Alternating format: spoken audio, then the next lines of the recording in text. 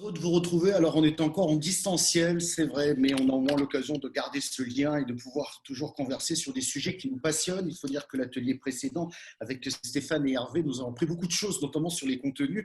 Et Michel Brébion, vous savez très bien que les contenus, c'est quelque chose qui me tient à cœur particulièrement. Et c'est avec plaisir aujourd'hui que je veux partager ces 45 minutes ensemble, 45 minutes d'échange autour de cette question de l'industrie 4.0 et autour de son impact finalement. Nous sommes donc ensemble 45 minutes. Bien entendu, vous pouvez poser toutes vos questions. On les voit et on les prendra au fur et à mesure.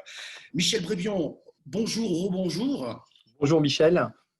CEO de l'agence Winbond, référente en France en stratégie d'acquisition de prospects, tout secteur d'activité en B2B, inbound marketing, account-based marketing, social selling, CRM. On va essayer d'arrêter d'en mettre trop dans l'anglicisme cet après-midi, si vous êtes d'accord. Mais il est important qu'on le souligne. Alors, la question qui nous intéresse cet après-midi dans cet atelier, c'est comment digitaliser le marketing et la démarche commerciale en industrie. Et on va rentrer dans le vif du sujet, si vous le voulez bien, Michel. Quand on aborde le sujet de transformation numérique de l'industrie, on parle de quoi? D'usine du futur, d'usine 4.0? Alors c'est vrai Michel qu'on va aborder un sujet qui est très vaste, je dirais même très très vaste, qui est du coup la digitalisation de l'industrie. Et on parle souvent du numérique dans l'industrie. Et souvent on ramène ça à la modernisation du processus de production, qui est un peu l'usine 4.0, qui est d'ailleurs l'usine 4.0. C'est un enjeu majeur parce qu'aujourd'hui, on doit s'adapter aux nouvelles attentes et usages du coup, des consommateurs qui recherchent des produits de plus en plus personnalisés. Et donc, il n'y a plus de différence de toute façon entre le B2C, le B2B, l'industrie et le particulier et le professionnel. C'est que tout le monde vit à peu près la même expérience et tout le monde veut la même expérience, qu'on soit en B2B, en B2C. Et donc, l'enjeu de l'industrie, c'est effectivement de s'adapter aux consommateurs et d'adapter du coup, je dirais, l'usine du futur, c'est un peu tous les maillons de la chaîne de production là, qui sont connectés ensemble par tout ce qu'on connaît en termes de nouvelles technologies. Et en fait, c'est vrai qu'on va avoir l'enjeu de la production en fonction de la demande. On va avoir l'enjeu de la traçabilité. On va avoir l'enjeu pour moi de la gestion des stocks, l'enjeu des gains de productivité et puis tout ce qui est l'information en temps réel. Et donc, quand tu évoques, Michel, l'usine du futur, c'est que la transformation digitale, et c'est bien du coup le sujet assez complexe de l'industrie, est appréhendé dans sa globalité, y compris du coup la relation client. Et pour moi, la mutation qu'on connaît dans l'industrie 4.0, elle impacte fortement le marketing et les méthodes de vente qui doivent s'adapter en fait en intégrant cette transformation digitale. J'ai un chiffre en tête qui est loin d'être neutre et qui va sans doute surprendre du coup ceux qui nous écoutent. Selon l'Institut du coup Forrester Research, 80% du parcours d'achat dans l'industrie est désormais réalisé en ligne. Ouais. Donc ça montre un peu les enjeux. Ouais, C'est quoi? Ouais, pardon, Oui. je me permets de te couper, Michel, parce que c'est super intéressant. C'est une stat qui a gonflé à cause du Covid ou c'est quelque chose qui était de toutes les manières un trend qui était parti depuis quelques années et qui ne cesse de grandir? Aujourd'hui, quand on a souvent, enfin on dit souvent l'industrie est un peu de retard, on va peut-être en parler tout à l'heure avec Michel Picot, mais en un, alors c'est une stat qui grandissait et qui a grandi fortement pendant le Covid. J'ai un exemple d'un client qui s'appelle du coup Bois et Matériaux, qui a réussi en 3 mois à passer sur la partie e-commerce de leur activité, alors que leur clientèle sont plutôt des artisans. Et donc c'est un exploit et je félicite cette équipe qui l'a réalisé. Mais un élément qui est peu connu souvent, par exemple, si on prend la partie e-commerce B2B, c'est qu'on a souvent le sentiment que l'e-commerce dans le B2C est prégnant. Et en fait, aujourd'hui, en France, l'e-commerce B2B, c'est 1,5 fois plus important que l'e-commerce B2C. C'est 150 milliards. Et en Allemagne, c'est 4,5 fois plus que le B2C.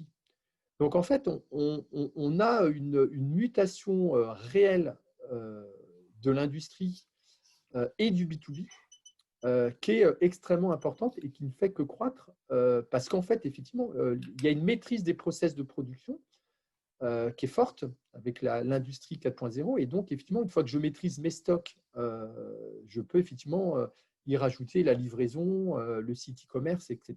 Et on pourra parler aussi des outils tels que le PIM qui existent. Ouais. Quand tu parles de mutations énormes, j'ai pas envie de parler de révolution parce que tu remets en cause, si j'ose dire, le B2B, le B2C qui étaient quand même des fondamentaux. Hein. Et là, tu es en train de nous dire effectivement qu'on est dans une véritable mutation. Et puis ce chiffre, je vais le rappeler pour ceux qui l'auraient raté, 80% du parcours d'achat dans l'industrie est désormais réalisé en ligne. Et la crise, comme le disait Stéphane et comme le soulevait Stéphane, eh ben, elle a augmenté certainement, je dirais, cette prise de décision en ligne. Et on peut imaginer que ça va perdurer. Voilà. Alors, par contre, petite chose à se noter par rapport à ce qu'on dit, c'est qu'il y a par contre dans ce qu'on est en train d'évoquer des vraies différences par rapport aux tailles d'entreprise. C'est-à-dire qu'aujourd'hui, on a les grands groupes qui sont très structurés, qui sont hyper équipés d'outils, je dirais, parce qu'ils sont dans des univers Microsoft ou d'autres univers, donc ils sont très équipés en termes ou SAP, ils sont très équipés en termes d'outils qui accompagne, du coup, même si l'outil n'est qu'un moyen, à la transformation numérique et digitale de l'industrie. Et on a, par contre, à côté de ça, des PME qui, elles, ont, surtout pour les PME les plus petites, un vrai retard dans la digitalisation, dans la modernisation du processus de production, du processus de la relation client et encore plus sur la prise de parole sur le web parce que ça n'était pas la priorité de l'entreprise. Ouais, c'est intéressant que tu dises ça parce qu'effectivement, on parle en France de réindustrialisation, on vient d'évoquer la question de l'industrie 4.0, mais il n'empêche que ce que l'on constate, c'est qu'on a quand même un certain retard dans ce pays, notamment dans la digitalisation des process de vente. Alors, on a un retard qui est lié, alors on part un peu sur l'économie, mais on a un retard qui est lié, si on se compare à l'Allemagne, c'est que c'est un retard de taille d'entreprise. L'Allemagne a beaucoup plus d'ETI et de grands groupes que la France, et donc effectivement, il y a un vrai retard en France lié aux PME qui sont souvent focalisées du coup sur d'autres priorités. Hein. La direction générale, dans le retard du coup de la digitalisation du processus de vente, elle a, comment dire, elle a devant elle un chantier très vaste. Imaginez une PME qui doit moderniser sa chaîne de production, c'est des investissements. C'est aussi des équipes en termes de compétences qui doivent être renouvelées. Et souvent, la culture de l'entreprise industrielle et le profil des dirigeants contribuent à concentrer plutôt les efforts sur la production que sur d'autres aspects. J'ai un collègue du coup à l'agence Winbond, puisqu'on a un centre de formation qui s'appelle Christophe Magne, qui fait de la formation sur une formation que vous connaissez vous, mais qui s'appelle la méthode DISC, qui est un outil du coup d'évaluation psychologique et qui définit 4 profils. Ces 4 profils, en fait, c'est des styles, hein, plutôt des styles de personnalité. Il y a le rouge, le jaune, le vert et le bleu. Alors, le rouge, c'est plutôt l'autoritaire. Le jaune, c'est plutôt la personne qui est un peu fun. Le vert, c'est celui qui est plutôt consensuel. Et le bleu, c'est plutôt le DAF ou, j'en suis désolé, le profil de l'industriel. C'est-à-dire que le profil de l'industriel, il est souvent orienté vers des tâches. Il est réfléchi. Il adore les détails.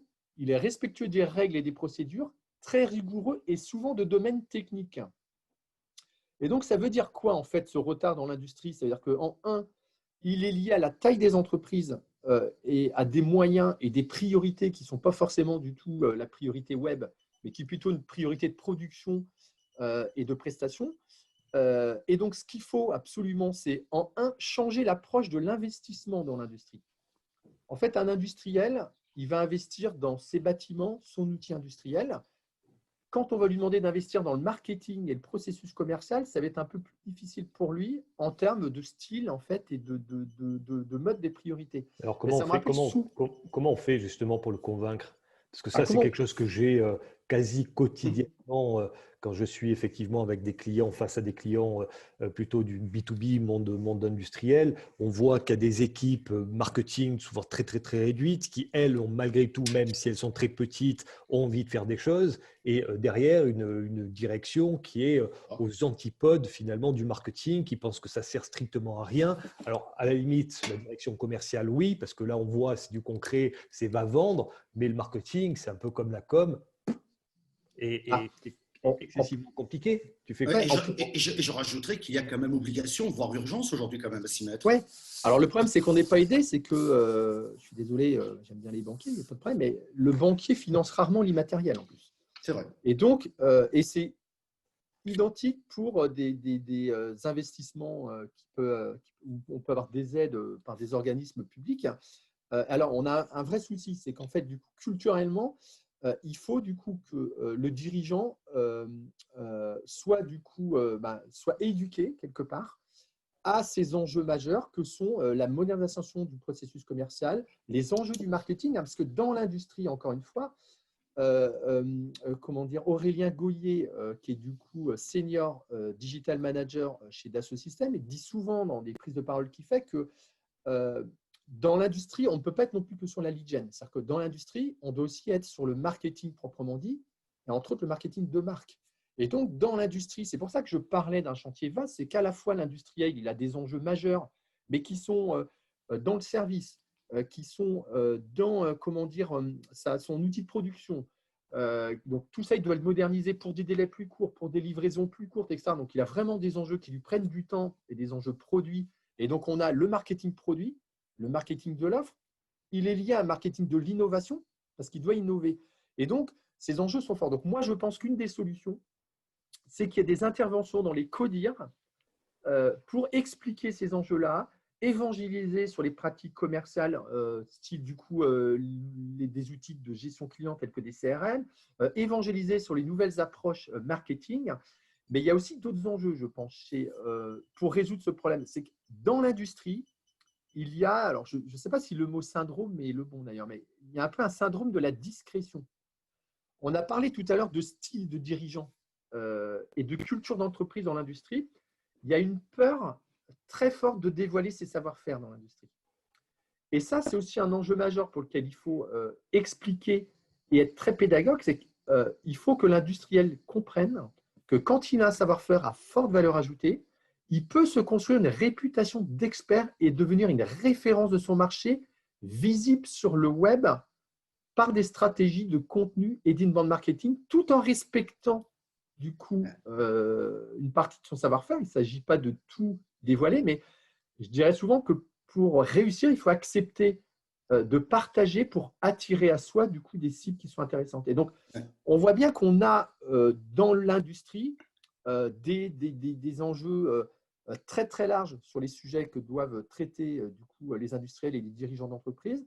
Et on a aussi beaucoup d'explications à apporter. Et je pense que le fait d'être dans les comités de direction, ce qu'on fait assez souvent nous en termes de conférences, en fait, là on est sur un webinaire en ligne, mais le fait d'aller expliquer en conférence les enjeux, comment régler le curseur et repositionner des priorités pour le marché dans lequel on est en termes de changement du comportement des acheteurs, des consommateurs et des outils disponibles par la digitalisation, et bien souvent on marque un pas important. Et d'autant plus que dans l'industrie, à mon sens, le dirigeant doit s'investir dans la démarche qui va être mise en place. Il doit la prioriser pour qu'elle fonctionne. S'il n'est pas d'accord sur ce qui va être mis en place et que c'est un silo de plus entre le commerce, le marketing et la direction générale, là, effectivement, ça va être compliqué, Stéphane. Alors, Michel, tu réponds presque à la question que je voulais te poser.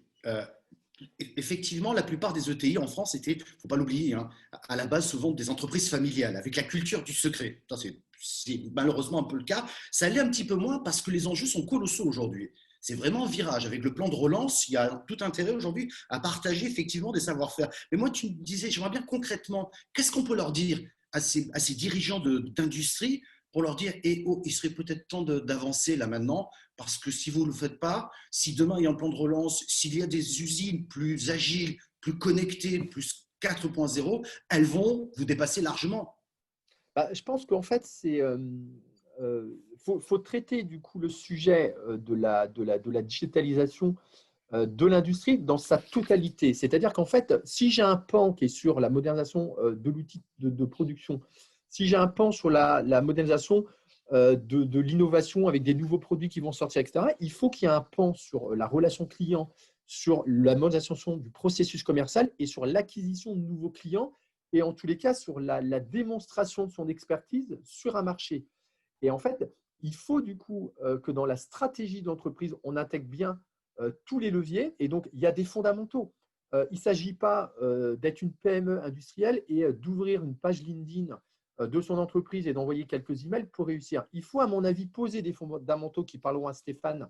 C'est en un, bien savoir à qui je parle et donc définir mes clients cibles, ce qu'on appelle dans notre jargon, j'en suis désolé, les personas, c'est définir précisément d'une manière très éprouvée qui sont mes clients cibles, qu'est-ce qu'ils consomment, qu'est-ce qu'ils lisent en termes de médias, quels enjeux, quels sont leurs enjeux, quels sont leurs centres d'intérêt. Et donc, je vais par rapport à ça produire des contenus de qualité qui répondent à leurs problématiques, qui est en fait ce qui les empêche de dormir la nuit. Et c'est comme ça en fait que je vais être identifié comme un expert qui est crédible et je vais être considéré par mon prospect.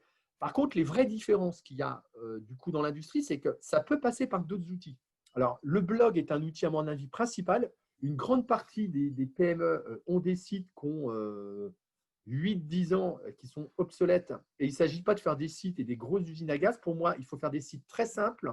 Il faut arrêter de faire des pages trop profondes. Par contre, on peut avoir des choses intéressantes sur des fiches produits, alors qui ont un statut qui peut être, je dirais, ouvert sur la partie plutôt commerciale et fermé sur la partie technique et qui sert plutôt en interne. Mais le blog est un bon outil du coup pour porter mon offre. Et il faut aussi faire, je pense, un bon foire aux questions. La foire aux questions dans l'industrie est un bon outil du blog pour amener des réponses concrètes. On en a parlé dans d'autres ateliers. Il faut aligner le marketing et le commerce. C'est un enjeu majeur. Je crois que c'est un peu le point d'orgue de tous les webinaires qui se déroulent aujourd'hui. En un, les commerciaux sont une source de sujets hyper intéressants. Et là, on ne dévoile pas de secret de l'entreprise industrielle. On vient juste répondre à des problématiques récurrentes du terrain qui remontent. Et là-dessus, je peux rédiger des contenus très clairs qui répondent à ces problématiques. Ensuite, ce qui est extrêmement important, c'est à mon sens, dans l'entreprise industrielle qui est globalement très processée. Vous avez tous les enjeux de la qualité, vous avez tous les enjeux du coup des délais, vous avez tous les enjeux comment dire, des normes. Et donc, l'entreprise, elle est très processée pour pouvoir, je dirais, organiser qui fait quoi entre le marketing et le commerce et comment est positionné cet enjeu marketing et commerce au niveau de la direction générale. Ça, c'est un enjeu principal. La CRM, tout à l'heure, on a dit que ce n'était pas essentiel. Moi, je pense que c'est essentiel. Aujourd'hui, c'est essentiel de centraliser le renseignement des informations prospects clients dans l'entreprise en général et dans l'industrie encore plus parce qu'elle a les moyens d'exploiter ces données pour les fiches clients, etc. et pour les fiches produits. Et moi, il y a un autre enjeu qui est extrêmement important dans l'industrie, c'est les salons professionnels. Les salons professionnels, aujourd'hui, ils ont une part très, très importante de l'action qui est menée sur l'année parce que c'est souvent la communauté du coup, qui se réunit autour de métiers spécifiques. C'est un moyen de faire des démonstrations, c'est un moyen de promouvoir ses produits, mais souvent, ça n'est pas très bien traité. C'est-à-dire, il n'y a pas d'action en amont du salon. Donc, en fait, j'invite un peu toujours les mêmes. Donc là, il y a un vrai travail à faire sur promouvoir ma présence, communiquer sur ma présence sur les réseaux sociaux, faire des contenus du coup pour inviter des clients, en profiter pour faire soit de la compte-based marketing qui est du coup de travailler sur quelques comptes stratégiques en les invitant au salon. Et autre élément hyper important, c'est après le salon, qu'est-ce que je fais des gens qui ont participé? Eh ben, s'ils sont bien enregistrés, bien renseignés dans une CRM, je peux les remercier d'être venus, je peux continuer à leur donner du contenu et donc continuer à avoir une relation commerciale digitalisée avec eux. Et il y a aussi des enjeux que je trouve hyper importants, c'est que sur un salon, si je suis assez malin, eh ben, je produis un contenu. Qu'est-ce qu'il fallait retenir de telle conférence? Qu'est-ce qu'il fallait retenir du salon professionnel de 2020? Et donc, du coup, je viens alimenter mon blog et mon site internet de contenu professionnel sans dévoiler de secrets, plutôt ceux des autres. Et ça vient enrichir, du coup, très clairement ma capacité à être vue sur le web et avoir une expertise reconnue et à monter, du coup, en audience sur mes cibles. On va parler des contenus parce que tu utilises souvent ce terme. Moi, je pense que beaucoup de gens, soit ils n'ont pas le temps de le faire, soit ils ont peur de le faire mal. Et donc, du coup, ça crée une espèce de frein comme ça. Est-ce que c'est un bon conseil de dire, mais définissez le champ sur lequel vous voulez communiquer et définissez un autre champ sur lequel vous ne voulez pas communiquer. Comme ça Ouais. permet vraiment de séparer, je dirais, les deux sphères. Ouais, Ensuite, c'est pour trouver une méthode. Ouais. Ensuite, je me dis, définir sa cible en tant que journaliste, notamment sur BFM, oui, c'est un travail qu'on fait, je dirais, au quotidien, chaque fois qu'on a une émission très ciblée, mais ça, c'est capital pour pouvoir adopter le bon langage qui va avec. Mais je voudrais juste avoir une méthode, parce que moi aussi, j'ai été confronté à de nombre de patrons qui m'ont dit, moi, j'ai peur de me planter, donc je dis rien, je ne partage rien. En fait, ce qu'il faut, c'est, tu as complètement raison, c'est bien définir sa stratégie éditoriale. Et dans la stratégie éditoriale, si j'ai bien défini, du coup, mes personas, les clients cibles à qui je veux m'adresser, les sujets clés qui remontent des commerciaux. On pourrait dire les invariants opératoires qu'on exprime des fois en économie, c'est dire qu'est-ce qui est invariable dans l'entreprise sur lequel le dirigeant ne veut pas communiquer. Une fois qu'on a ça, on peut aussi construire des anti-personas, des clients cibles qu'on ne veut pas avoir dans la lead gen, pour lesquels on veut vraiment optimiser l'action qu'on mène. Et donc, effectivement, à partir du moment où la stratégie éditoriale est élaborée collectivement avec la direction générale, en industrie principalement, avec du coup les sales, avec le marketing, avec un travail de fond qui est fait, elle a un périmètre qui du coup permet de faire des briefs. Ces briefs sont validés par l'équipe interne. Et après, j'ai très peu de risques du coup de faire des impairs sur des sujets que je ne veux pas aborder.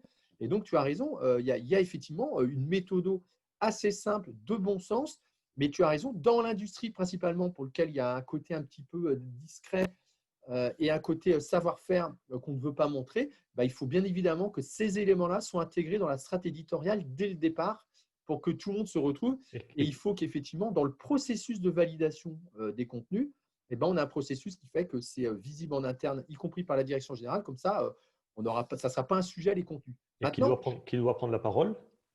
Qui doit prendre la parole? Aujourd'hui, pour moi, donc celui qui prend la parole sur les contenus, il y a plusieurs sujets. C'est en un, on peut, dans des métiers très techniques dans l'industrie, utiliser l'interview interne.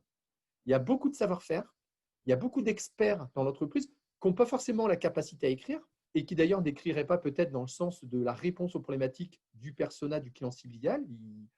Ils ont plutôt un langage technique. Par contre, ils sont une ressource très forte. Donc, en fait, on peut les interviewer. Alors, ça peut être l'interne qui interviewe l'interne. Ça peut être, du coup, un journaliste et un rédacteur qui va interviewer l'interne. Et après, il ne faut pas avoir de peur à faire appel à des rédacteurs experts métiers extérieurs qui, en un, connaissent le métier, donc sont capables de répondre complètement au contenu qu'on veut faire dans la stratégie éditoriale. Et en deux, le gros intérêt de faire appel et d'externaliser ces contenus, c'est qu'on va respecter un rythme qu'on ne respectera très rarement en interne, d'autant plus que la culture, c'est ce qu'on s'est dit tout à l'heure, la culture de l'entreprise industrielle n'est pas trop la culture du contenu.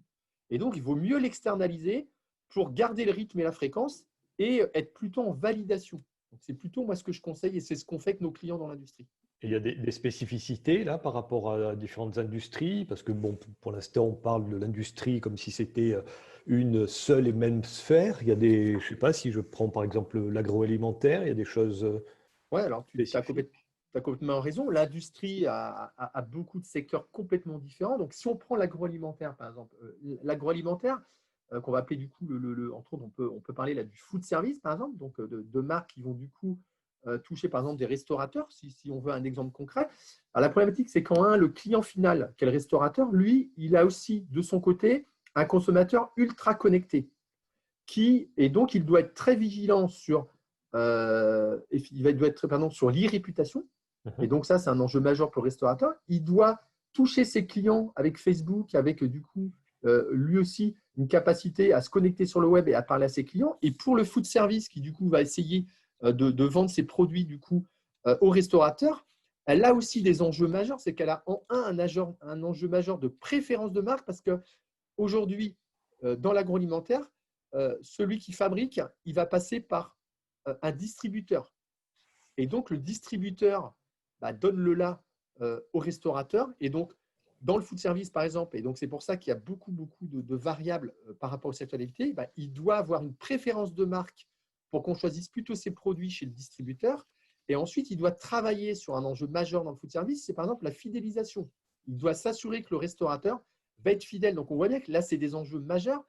Et on voit bien que l'enjeu aujourd'hui, on a souvent tendance à dire, j'avais vu une étude d'Avas qui disait 77% des marques pourraient disparaître dans l'indifférence générale. Moi, je crois que la marque, elle n'a pas perdu de son poids. C'est juste qu'aujourd'hui, elle n'est pas au début du processus de vente, parce qu'on est dans de la prise de conscience, dans de la prise de considération. Elle a une force importante dans la réassurance, comme l'est du coup les contenus et les cas clients. Et donc, la marque, elle doit être retravaillée, repositionnée. Et en industrie principalement, on ne peut pas parler que de lead gen. On doit parler aussi de marketing, de positionnement de marque, parce qu'effectivement, comme on l'évoque là dans le food service, par exemple, pour prendre ce cas d'une industrie agroalimentaire, il y a un enjeu de préférence de marque. Donc, en fait, c'est assez complexe parce qu'au final, l'industriel, il a un champ très important pour piloter son industrie. Et de l'autre côté, ces enjeux digitaux ne sont pas que digitaux. Le poids du marketing dans sa stratégie est encore très important sur le marketing produit ou justement sur sa marque. Et donc, d'où du coup le fait qu'il faut absolument avoir une stratégie très cohérente et qui permet de se digitaliser, mais aussi en respectant d'autres enjeux. Donc, on revient à la ligne conductrice de ce jour, on parle d'expérience client. Exactement. Et à l'intérieur de cette expérience, le produit ou l'offre a encore une petite importance, mais toute relative. C'est un peu ce que tu évoquais dans un article, alors je l'ai lu il y a quelques temps, tu m'en excuseras Stéphane, c'était les 4 P versus les 4 M. Ouais. C'est-à-dire qu'effectivement, les 4 P que tout le monde connaît, ils sont en train d'évoluer. Pour autant, ce n'est pas que l'industrie est en retard sur ce sujet, c'est que l'industrie, elle a un marketing produit, elle a un marketing de l'offre, elle a un marketing de l'innovation. Les enjeux des fiches produits dans l'industrie, il y a des industries, vous avez 15 000, 20 000 fiches produits. Et donc, il y a un vrai enjeu du coup. Comment je mets à jour toutes ces fiches produits, qu'est-ce que je donne du coup en accès à mes fournisseurs, à mes distributeurs, à mes clients, aux commerciaux. Et donc voilà, on voit bien que l'enjeu est assez grand et c'est pour ça qu'il y a une partie du retard. C'est que du coup, l'industriel, son champ, il est un peu plus important que certaines activités où à la limite, je mets en place une lead gen et puis c'est parti, je me suis digitalisé sur la partie commerciale, je mets une CRM, c'est parti. Ouais. L'industriel, il a beaucoup d'enjeux. Ouais. On va accélérer un tout petit peu sur son gros quart d'heure, bien évidemment, avec le système de conversation ou autre, vous pouvez poser des questions. J'ai juste une petite parenthèse, Michel. Si on parle un tout petit peu de social selling, les ventes sur LinkedIn notamment, c'est à la mode. Alors, c'est vrai qu'on parle beaucoup de social selling et je vois beaucoup d'entreprises qui du coup se disent on va ouvrir une page LinkedIn, on va former les commerciaux et puis c'est parti. Moi, j'aime bien ce que dit Sylvie Lashkar, qui est experte chez SAP en social selling. Elle dit que le social selling, c'est au final une manière d'écouter. Donc, j'ouvre grand les oreilles et je regarde ce qui se passe sur le marché, ce que font mes concurrents. Et c'est une manière d'influencer. Pour autant, pour moi, le social selling n'est qu'un moyen, comme une CRM n'est qu'un moyen. Il me faut une stratégie et une stratégie du coup de social media. Et moi, je crois beaucoup plus aujourd'hui à des stratégies d'account-based marketing qui fait que je vais lister 20, 30 clients stratégiques que je vais aller chercher. Ces clients, je vais en définir par le travail des personas, donc leurs centres d'intérêt principaux, et je vais mener une campagne d'ABM, donc un scénario de contenu très personnalisé sur un compte que je vais aller chercher et je vais toucher 4-5 contacts de son compte et je vais éventuellement utiliser le social selling ou des outils comme Sales Navigator pour déployer ma campagne. Mais en soi, j'en reviens à la valeur du contenu. Je n'attirerai à moi que des clients que si je partage du coup une partie de mon savoir pour susciter l'intérêt et du coup, si j'arrive à créer avec eux une relation commerciale aujourd'hui qui peut se digitaliser. Mais si je n'ai pas de contenu, si je n'ai pas de valeur, à mon sens, le résultat sera un peu décevant. La précision était importante. On s'approche un petit peu de la fin et après on va répondre à toutes les questions un petit peu en vrac également. Pour être encore une fois concret, Michel, je suis une PME industrielle et effectivement la digitalisation, ce n'était pas mon premier souci. Maintenant, je m'y mets. J'ai décidé de m'y mettre. Quelles sont les 4 actions peut-être rapides à mettre en place? Alors, en un, je vais parler moi plutôt d'empreinte digitale parce que des problématiques de l'industrie, si vous allez sur certains sites ou sur certaines marques, il y a des fois l'industriel, la PME industrielle, elle n'a pas de site internet ou son site est obsolète. Donc, moi, je travaillerai mon empreinte digitale avec deux choses faciles à mettre en place. Enfin, 3, c'est un site internet très simple, 5 templates pour lequel j'ai largement travaillé l'expertise que je fais, compréhensible par mes clients cibles. Donc, du coup, je m'adresse à eux. Je fais des pages très simples, c'est assez designé, du visuel dans l'industrie, ça marche plutôt bien. Je mets en place des fiches Google My Business, ça ne prend pas trop de temps et je peux multiplier le nombre d'adresses que j'ai par rapport à des sites différents ou des agences commerciales et j'ouvre ma page LinkedIn entreprise. Donc là, en 1, c'est mon empreinte digitale. Je suis une petite PME dans l'industrie. En 2, sur mon site internet qui est plutôt, je dirais, pour lequel j'ai fait une refonte et qui est redynamisé, je vais y mettre quelques boutons d'action simples, prendre un rendez-vous, télécharger une plaquette, télécharger une étude. Ça peut être un livre blanc, etc. Tout ce qui me permet du coup d'être en connexion avec les visiteurs du site et derrière d'engager une relation commerciale. En 3, je dirais foire aux questions. Je trouve que c'est vraiment une pratique très intéressante du coup pour l'industrie parce que ça permet en fait, au lieu d'avoir des fiches produits qui sont souvent pas faciles d'accès, qui répondent, qui sont référencées par Google aujourd'hui, c'est assez intéressant en termes de référencement, les fiches produits. Surtout que Google ne regarde pas le duplicate content sur des fiches produits B2C, B2B. Donc, il n'y a pas de souci par rapport aux algorithmes de Google. Donc, une belle foire aux questions qui remonte aussi dans les moteurs de recherche de Google. Donc, très intéressant. Et puis, 4e point, j'en reviens à l'outil de CRM que je trouve, moi, indispensable et qui est, à mon avis, dans la philosophie de l'industriel en plus. Je veux dire, avoir l'ensemble des données dans sa CRM, c'est extrêmement important par rapport au process global que l'industriel aime bien mettre en place. Vas-y Stéphane. Ouais, deux questions complémentaires. Tu parlais tout à l'heure du salon. Avec la situation qu'on connaît tous, difficile de se balader dans des salons, d'ailleurs, qui sont, je crois, de nouveau annulés. Qu'est-ce que tu penses du webinar? Donc ça, c'est ma première question. Et deuxième question, donc, qui sont finalement concomitantes à celle de Michel. Comment on forme les équipes? OK, on prend des CRM, OK, on refait le site Internet, OK, on crée du contenu. Et Stéphane, je rajoute, par la foire aux questions, qui répond aux questions? Est-ce qu'il y a, je dirais, cette énergie humaine pour pouvoir le faire? Au-delà d'un simple robot, ouais, quoi. Mais bon. Ouais, sur la foire aux questions, donc la foire aux questions, ça va être dans le dur du site. On va mettre du coup des questions. C'est du contenu. C'est du contenu, quoi. Voilà, c'est du contenu, d'accord. C'est du contenu qui est issu du coup de toutes les équipes, des commerciaux, des retours clients, des retours éventuellement sur des problèmes de qualité produit. Tout ça, c'est de la valeur, c'est de la valeur dans l'industrie pour du coup faire une foire aux questions qui est vraiment utile et très intéressante. Ça peut être aussi lié à des fournisseurs qui du coup peuvent répondre aussi à des développements qui ont été faits. Donc ça, c'est la partie foire aux questions. Sur la partie qu'évoque du coup Stéphane, c'est vrai que les salons du coup sont pour la plupart du temps annulés. Ce qui donne aussi du coup, alors avec toute la solidarité qu'on doit avec les organisateurs, ça donne aussi par contre des budgets et des marges de manœuvre supplémentaires sur les mois qui viennent. Et donc, on doit à mon avis, travailler plutôt en ABM des comptes stratégiques pour lesquels je produis des contenus et je vais chercher ces comptes-là pour aller effectivement négocier des rendez-vous puisque je ne les ai pas en salon en direct. Donc ça, c'est un enjeu majeur. Et je suis d'accord avec toi, le webinar est un outil très intéressant, c'est ce qu'on est en train de faire ensemble. Par contre, le webinar en industrie, pour effectivement des industriels qui ne veulent pas dévoiler tous leurs secrets, peut être aussi un webinar entre guillemets privé. C'est-à-dire qu'en fait, pourquoi ne pas faire un webinar pour 15-20 clients en mode privé pour lequel j'ai sélectionné qui pouvait accéder à ce webinar et pour lequel je ne dévoile mes secrets ou des savoir-faire ou des pratiques que je peux apporter à mon client final, qui a une cible choisie pour lequel j'ai carrément mis dans les clauses que je ne m'interdisais pas le fait de pouvoir exclure certains inscrits parce que c'est un webinar qui vise des clients et voilà. Donc ça, c'est possible. Voire même pour un seul client avec plusieurs acteurs au sein des acheteurs, des chefs de projet, des décideurs. On réunit tout le monde face à un même écran et puis on déroule et c'est juste un client. Donc là, pour le coup, on peut se livrer, il n'y a pas de problème. Et on est vraiment dans la démarche dont tu parles de compte-based marketing, c'est ça? Oui.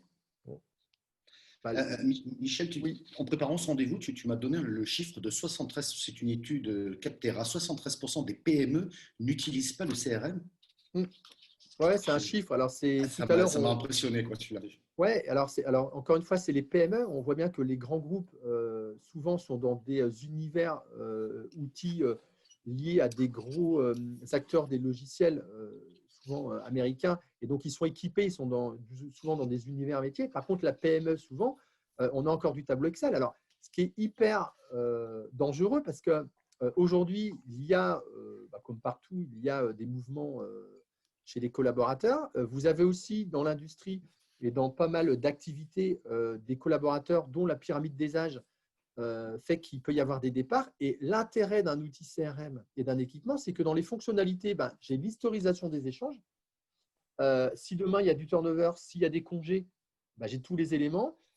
Ça structure les pipelines de vente des commerciaux. Donc, en termes de méthode commerciale, ça permet d'organiser la vente, d'organiser des étapes de vente, prendre un rendez-vous, faire une proposition commerciale, client gagné, client perdu, d'animer du coup autour de cet outil-là, ce qui est intéressant, prendre des rendez-vous directement dans l'agenda. Et du coup, pour répondre à ce que disait Stéphane, moi, je crois que là, on est vraiment dans des choses simples à mettre en place. On en parlait du webinaire qui peut du coup se substituer du coup au salon, et puis de la CRM qui permet de structurer aussi la démarche commerciale. C'est le bon moment de le faire. Et en plus, on a des pratiques commerciales qui sont en pleine évolution. Et qui évolue encore davantage. Ce que disait Stéphane tout à l'heure, la Covid est passée par là, si j'ose dire, en termes de pratiques commerciales, hein, incontestablement. Et je pense que ça va s'ancrer dans la durée en plus. Aujourd'hui, quand on regarde les On est pratiques bien commerciales, parti, ouais, malheureusement. Si on prend les pratiques commerciales un peu, alors j'aurais bien aimé vous dire post-Covid, malheureusement, on va plutôt dire des pratiques commerciales avec l'impact du Covid. C'est quand, le plan d'action que je faisais, qui était valable pour 12 mois, il est à refaire tous les 3 mois, donc je dois être en mode agile. En 2, à mon avis, il faut vraiment relancer la dynamique commerciale. Les commerciaux, c'est compliqué. Il leur faut des objectifs atteignables. Ils sont en distanciel pour certaines populations qui ne l'étaient jamais. Ils n'ont plus de salon. Ils ont certaines fois des masques et ils ont une rentrée qui est quand même un peu anxiogène dans un contexte économique sous tension. Donc, moi, je pense qu'il faut les accompagner dans l'attitude qui doit être, à mon sens, on doit être empathique et sincère. On doit être très customer-centrique et on doit contextualiser l'approche client en faisant de la co-construction de propositions. Quand je suis en distanciel, je n'envoie pas une proposition comme ça. Je la co-construis avec mon client. On fait des allers-retours et on se dit on est d'accord. Et donc, c'est des vrais enjeux pour moi d'une autre pratique commerciale. Et donc, Stéphane posait la question tout à l'heure, comment je fais. Alors, sans parler de Winbound, parce que ce n'est pas le sujet du jour, mais nous, on a créé pour ça un centre de formation commerciale pour former au social selling, former en coaching à l'ABM et former aux nouvelles pratiques commerciales parce que il y a une évolution. Je pense que c'est un des métiers qui a le plus évolué des dernières années entre les outils, la pratique, l'écoute active du client, etc. Je pense que et là, avec du coup le distanciel et la visioconférence pour faire des rendez-vous pour des fois des populations qui n'avaient jamais pratiqué. Alors là où il faut être très positif, et c'est intéressant d'être positif aussi à la fin de notre échange, c'est que on est tous dans la même situation et donc on s'en sortira tous en ayant des pratiques, une solidarité, de la sincérité dans nos échanges. Donc ça, c'est extrêmement important. Et je crois que les clients, c'est en tous les cas ce que j'entends à cette rentrée, sont aussi à l'écoute de nouvelles approches, de nouvelles attentions, parce qu'effectivement, tout le monde a besoin du coup de changer un peu ses pratiques pour rentrer dans une dynamique et passer la période où on est qui du coup sera, sera à mon avis positif si tout le monde va dans le même sens et si on est tous dans une démarche collective pour s'accompagner mutuellement et que chacun puisse développer son business. Et peut-être aussi une démarche positive, non? Parce que c'est vrai que quand on parle de transformation digitale, surtout quand on va l'appliquer au domaine de l'industrie, c'est toujours souvent des mots très anxiogènes. Si vous vous y mettez pas, vous allez disparaître. Hein, vous êtes des moins que rien, vous n'avez même pas de site internet. Enfin, c'est toujours des sortes un peu comme ça de mécanismes finalement très peu positifs. Tu as complètement raison. Alors, je ne porte aucun jugement, mais par exemple, les politiques, ils parlent leur temps à la télé de nous parler de réforme. La réforme, ça n'a jamais fait rêver personne, au lieu de parler de bénéfices. Et donc, je pense qu'il faut rentrer par le bénéfice. Si aujourd'hui, je mets en place une CRM, voilà le bénéfice pour les sales. Et l'accompagnement qu'on peut y faire, c'est en plus moderniser la pratique commerciale. Si demain, j'ai un marketing effectivement digital, il y a un vrai bénéfice sur son empreinte digitale. Il y a un vrai bénéfice du coup pour que le client trouve plus facilement l'offre sur des fiches produits. On n'a pas évoqué le PIM, on aurait pu en parler. C'est aussi l'enjeu du coup d'avoir des produits mis à jour sur des bornes interactives chez les fournisseurs, chez les distributeurs, en magasin. Et donc, je suis complètement d'accord avec toi, Stéphane. Il faut que dans la sémantique utilisée, on ne soit pas dans une sémantique politique de réforme continue. Je crois que la digitalisation de l'industrie, c'est du positif. C'est que du coup, on a une relation plus facile avec le client, qu'on touche plus facilement le client final et que derrière, tout le monde, à tous les niveaux, apporte de la valeur dans son service. Et puis on avec peut aller des jusqu'à la outils. co-création avec son client quelque part. Donc on devient beaucoup plus agile et on apporte plus de valeur et le client finalement nous apporte aussi beaucoup plus de valeur. Complètement, parce qu'on est en interaction. Complètement d'accord. D'ailleurs, moi qui me positionne souvent comme un journaliste de solutions, c'est vrai qu'on a changé les mots transformation par réinvention. Je trouve ça d'ailleurs déjà un petit peu plus positif parce que c'est joli en plus. Ah, bah, on fait comme on peut, mais voilà, histoire de ne pas être assez angoissant parce que l'atmosphère est assez angoissante. Michel, juste avant, je voudrais qu'on prenne quand même les 3 minutes là pour parler du PIB, c'est quand même super important. Tu l'as évoqué un peu rapidement, mais j'ai l'impression que ce n'est pas une priorité pour l'industrie. Est-ce En que fait, ça devrait l'être, non? ça devrait l'être parce que c'est pour ça que quand je parlais de briques, comment dire, on a évoqué du coup des briques de l'industrie. Le PIM, donc du coup, c'est le Product Information Manager. Ça va permettre du coup de centraliser toute la donnée produit avec tous les éléments techniques. Alors, vous avez des petites PME qui malheureusement essaient de mettre 10 000, 15 000, 20 000 fiches techniques à jour chaque année et elles donnent des accès différents aux distributeurs, aux commerciaux, aux clients. Et vous avez du coup une manière de traiter du coup, le PIM du coup, qui est à mon sens une priorité parce qu'en fait, aujourd'hui, les enjeux, c'est qu'on est dans le multicanal. Donc, on doit pouvoir distribuer de l'information, y compris produit, à l'ensemble du réseau qu'on anime. Et donc, il y a un enjeu aussi marketing très fort, c'est l'enjeu que du coup, les marketeurs sont garants de l'enrichissement de l'information produit qui va être publiée pour cibler les clients. Et donc, la pertinence de l'information dans ces outils-là, alors on est là encore sur des enjeux d'une industrie qui a les moyens, parce que le PIM, c'est aussi un enjeu majeur en termes d'investissement. Alors, c'est pour ça il y a des grands groupes, il y a des ETI, il y a des belles PME et il y a des petites PME. Et donc, il faut qu'à un moment donné, chacun puisse déployer avec ses moyens les leviers qui vont permettre de développer du coup l'activité, la production de business, la relation client. Voilà, donc voilà, il faut aussi mettre ça à jour. Il y a des petites industries, un nouveau site internet, une formation des commerciaux à pratiquer le social selling. Et ça, moi j'aime beaucoup les quick wins. C'est des actions faciles à mettre en place. Là, on travaille pour beaucoup d'industries. Alors, on a des industries plus grandes et des petites industries. Et c'est très intéressant du coup déjà de travailler sur l'empreinte digitale, une stratégie de contenu, et une formation des sales. Et déjà, ces 3 premiers pas très forts faits sur 12 mois. Deux questions, si tu me permets, Michel, qui sont en provenance de l'audience. Quel CRM tu recommanderais? Alors, encore une fois, je ne rentre pas par les outils. Je trouve que c'est vraiment une approche aujourd'hui qui est faite souvent par les éditeurs. En fait, c'est quelle est l'expression de besoin que j'ai? Et à partir de l'expression de besoin, peut-être qu'un petit outil suffira. Peut-être que vous êtes dans un environnement Microsoft et la DSI dira non, non. Si vous mettez un outil qui n'est pas du coup une suite de ce qu'on a déjà, c'est niette. Et donc la DSI sera contre. Donc en fait, je ne vais pas citer d'outils. Il y a des outils franchement accessibles en termes de prix. Ça s'est beaucoup démocratisé. Les options des outils, les fonctionnalités sont presque identiques. Et donc on peut avoir un outil pas cher qui fonctionne bien. C'est un enjeu majeur. Et puis après, il y a des outils qui sont des choix de l'entrepreneur ou de la DSI. Et là, si on ne respecte pas ça, de toute façon, un outil de CRM, l'enjeu majeur, c'est l'appropriation par les sales. J'ai connu dans ma jeunesse, même si je suis encore très jeune, des outils descendus de la direction générale. Bon courage, c'était compliqué. Dernière question, est-ce que le CRM est suffisant pour faire de l'automatisation marketing? Est-ce qu'on peut faire du marketing automation avec un CRM? Donc, on va aujourd'hui brancher au CRM. Et donc là, c'est l'enjeu majeur quand on dit qu'il faut aligner sales et marketing. Alors là, c'est la démarche d'avoir un contrat entre les deux. L'outil, on va aligner un outil d'automation qui va être branché à la CRM. Et j'aurai bien des leads qualifiés, chauds, tièdes, froids qui arriveront dans la CRM. Et j'aurai bien des interactions entre le marketing et le commerce. Donc, c'est une suite logique. Mais encore une fois, ça n'est qu'un moyen d'eux. Si derrière, je n'ai pas organisé la manière de faire, ça ne fonctionnera pas. On va terminer là-dessus. Quand on parlait de l'infoproduit sur l'agroalimentaire, c'est juste un commentaire, ce n'est pas une question. Il ne faudrait juste pas oublier une chose, c'est que nous, consommateurs, depuis le confinement, avons changé notre mode de consommation et nous sommes de plus en plus exigeants sur l'information produit, son origine, son parcours, son stockage, etc. Il va bien falloir arriver un jour à apporter une réponse là-dessus. Parce que c'est ce qui fera la différence peut-être demain.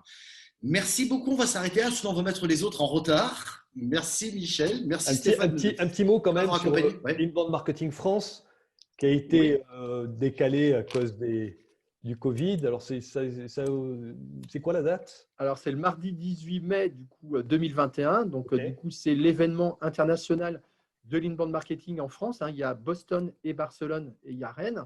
Ça fait toujours bizarre, mais c'est une réalité de l'équipe, étant fait partie de Stéphane, qui avons monté l'événement depuis plusieurs années.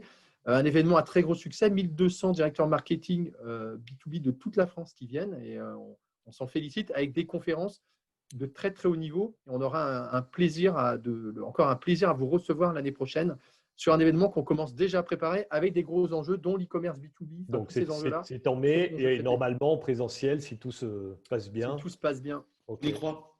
On touche du bois.